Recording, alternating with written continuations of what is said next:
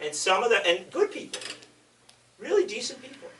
And I'm sorry, I know you want to, everybody wants to dismiss everybody who doesn't agree with us. You know, the fact of the matter is, in a moment where there is great instability, where there are great unresolved problems, decent people will look for all sorts of people to blame. They will look for all sorts of, they'll desperately search for ideas. That happens in this campaign. We also have some people out there who are putting out some pretty interesting ideas. And so we're not quite in the full crisis. But the fact of the matter is, our debate is too narrow. We begin the debate in the corrupt middle. And let me emphasize, the middle is corrupt.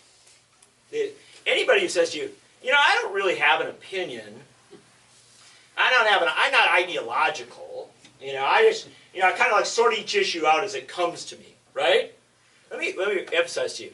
You know who's going to be the first person that comes to them to discuss that issue? Somebody with a check, right? It's going to be a billionaire with money, and they're going to say, well, this is the way to solve your problem, right? That's the crisis of American politics. And so you don't want your ideas coming only from the middle. There's some ideas out of the middle that are fine.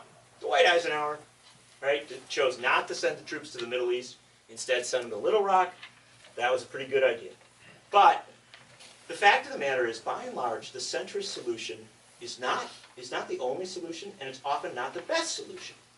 Often the best solutions come from the left and the right. And so my libertarian friends had a really good idea 40, 50 years ago. They said, you know what, I'm not sure this drug war is working. I'm not sure this mass incarceration is working. I'm thinking maybe we ought to emphasize health care and rehabilitation and help people in the community rather than putting a lot of people in jail. They said that a long time ago. And slowly people began to listen. Now we got Democrats, Republicans, independents, conservatives, liberals. Everybody's like, maybe mass incarceration wasn't the best idea. Maybe our criminal justice system isn't working the way it's supposed to. Well, libertarians talked about that a long time ago. More power to them. You know what else they said? It's really no skin off my nose if a couple of lesbians get married. Doesn't bother me. Doesn't bother me if a